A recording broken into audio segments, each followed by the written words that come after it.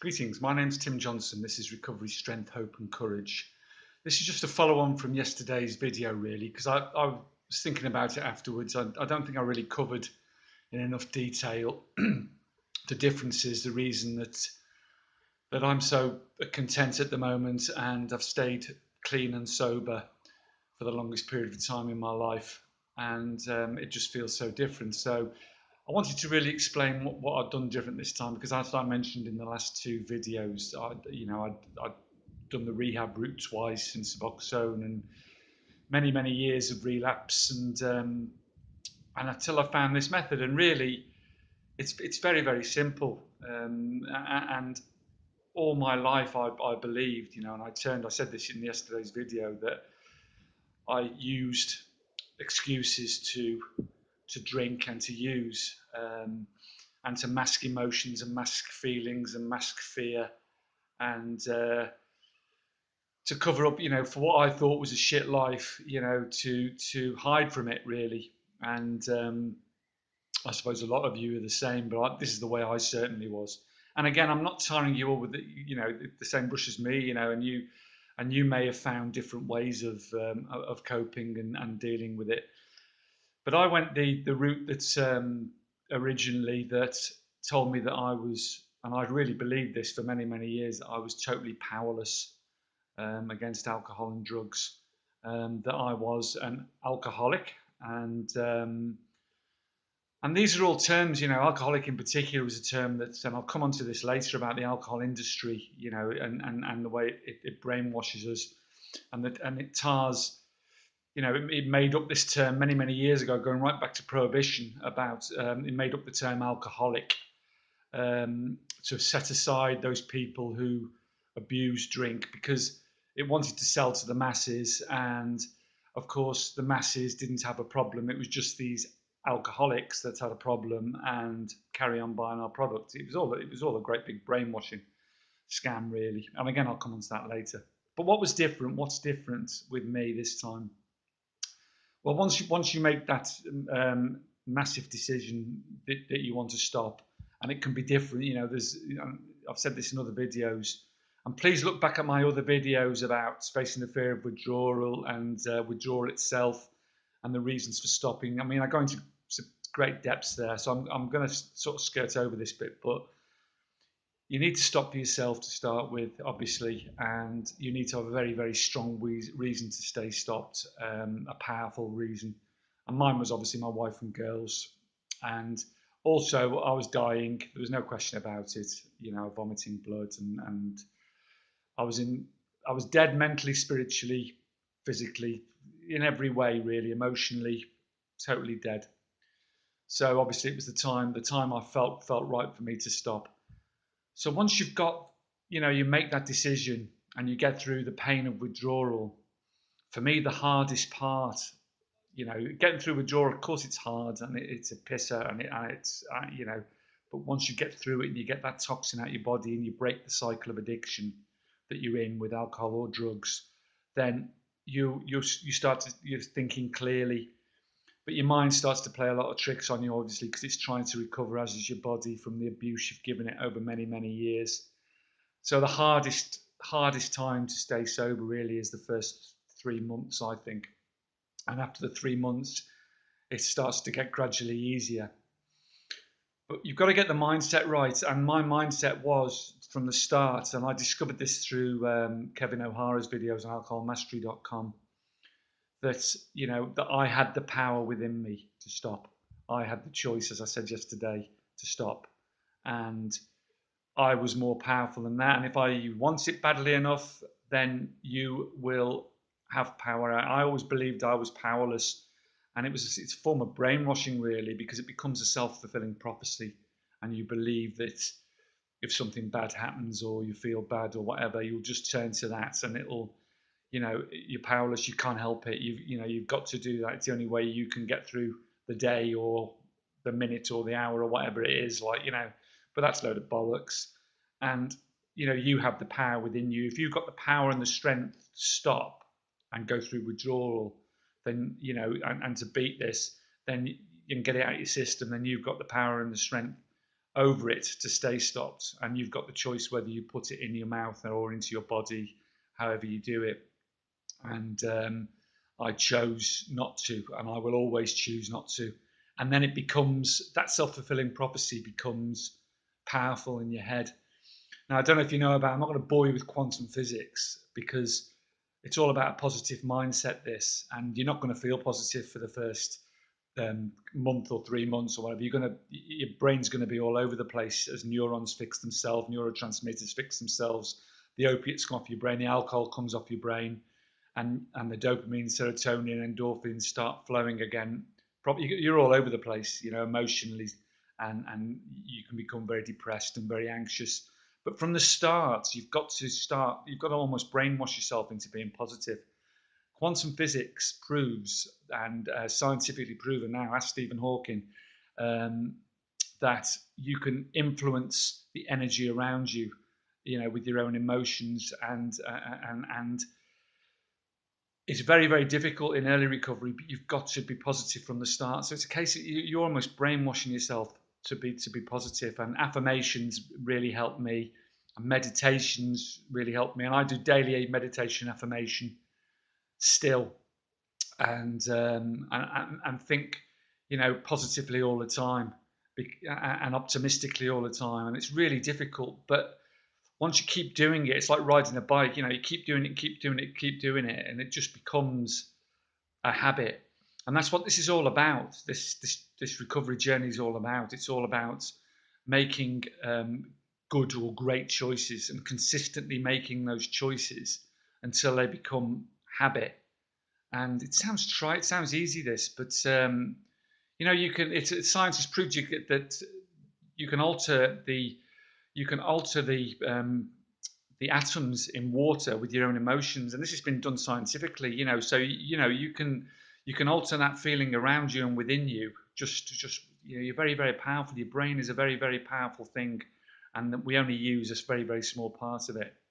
So yeah, it's positive thinking, positive affirmations, meditation, all that really helped me.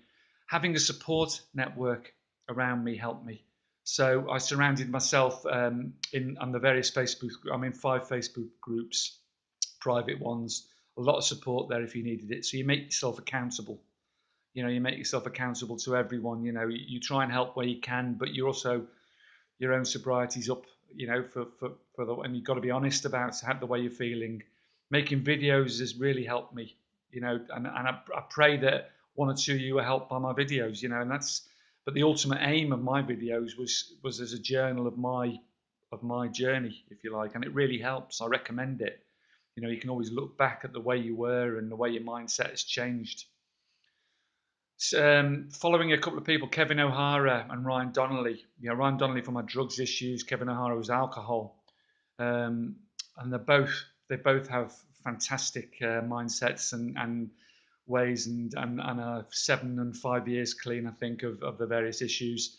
But brilliant, follow them, and I followed them. So there was that network around me, that support around me. That was important. And then the old favourites, isn't it? Diet and exercise. Well, first of all, goals and goal setting as well. Small goals initially, senses of achievement, little things, having a shower every day, cleaning up after yourself every day, things you never did before. Your work goals, your life goals around your family, setting small targets and building up your self of sense achievement and your self worth, as it were. It's brilliant for your brain chemicals and for motivating you. And this all becomes habit as well. And also it becomes a habit. And I always took everything for granted, and now I have a gratitude list, and I'm thankful and grateful for every day on this list. And that, I'm thankful and grateful for every morsel of food I put in my mouth. I used to take everything for granted. Top of the list is my wife and girls, and then it goes down to the clothes. It starts with the clothes on my back, the warmth, the shelter, the beautiful place I live, my health, and it goes on and on and on, and I realise just how much A, I've got to live for, and B, I've got what I've got to be grateful and thankful for. And in addiction, we take everything for granted and we're very selfish. So, it's important that every day you recognise what you have to be thankful and grateful for. Diet. Diet is truly, truly important. You know, what you get out of your body and your mind, what you put into your body and mind. Now, your brain takes 25% of the energy that you put into your body from food. And if you want to heal your brain, you've got to eat properly. Now, there's been many, many studies done. I follow the China study, which was plant-based whole food, mostly plant-based whole food diet. And I do eat, it should be no animal product at all, but I do eat a little bit of chicken breast, only because, you know, and that's 2 or 3 times a week. The rest is plant-based whole food. I don't take any salt. I don't take any sugar. No processed food at all, and plenty of water. Drink plenty of tea as well. Um, these are all things that, you know, you'll find that the plant-based whole food diet has been scientifically proven. I'm not trying to push this on anybody. I'm just trying to tell you, you know, you push towards this, you know, and it doesn't happen overnight. It didn't happen for me overnight. It's taken me 6 months to get onto this diet properly. But making good choices from the start and cutting out the shit. First month, it's great to have treats, a bit of chocolate, a bit of comfort food because you're going to feel like you need it, and it's good to treat yourself for body and mind. So do that. But but yeah, you get what you get out your body what you put in. And I want to just read something to you now about because this diet has been covered up. It's like the alcohol companies always promote, you know, alcohol's great for relaxation. You know, they do all these massive advertising. It's all brainwashing.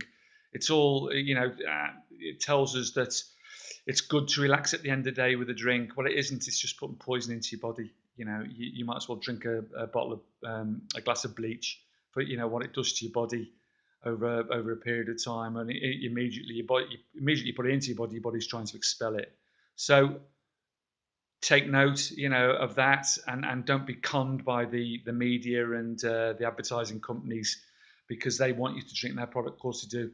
At the end of the day, why isn't there a picture of a cirrhosis of the liver on an alcohol bottle like there is lung cancer on cigarette packets? Because alcohol kills more people than cigarettes, no doubt about it. You know, but well, you know, there's the questions that for people much higher up than me need to look at their consciences. Um, but I'll read you about the China study. This is by very respected scientists, PhD. It's all research that's been proven. It's all research that's documented. You can look it up. It's the China study. Dr. Colin Campbell, PhD, and his brother are authors of it, and various other very, very, very well respected, probably the world's leading nutritionist. But it's all been hidden from you because these diets have been proven to switch off many diseases, including depression linked to addiction and heart disease, and a lot of the cancers. A lot of the very, very nasty diseases are switched off, halted, slowed down, or stopped entirely by this diet. And you don't have to be evangelical about it, but it's important you understand. And what they're saying, and I mentioned this yesterday, and this is from the book. You can look this up in the book. This is all science. This is all documented. Sorry, the problem with doctors starts with our education, and this is a leading doctor. But I won't give you his name. Speaking, the whole system is paid for by the drug industry, from education to research. The drug industry has bought the minds of the medical profession. It starts the day you enter medical school, all the way through medical school. Everything is supported by the drug industry. Many prominent scientists have published scathing observations showing how corrupt the system has become. Among the common observations are the drug industry ingratiates itself with medical students with free gifts, including meals, entertainment, and travel, educational events, including lectures, which are little more than drug advertisements, and conferences which include speakers who are little more than drug spokespeople. Graduate medical students and other physicians actually change their prescribing habits because of information provided by drug salespeople, even though this information is known to be overly positive and prescribing habits are less appropriate as a result. And it goes on and on about this, and it says that the major scientific journals have turned into little more than marketing vehicles for drug companies, which is why you're always prescribed opiates for pain when acupuncture has been medically proven and scientifically researched, documented that it's more effective than opiates. But you'll never hear about this. Um, anyway, that's enough of that. Much love to you all. Carpe diem. I hope you get something from this. Much love. Bye.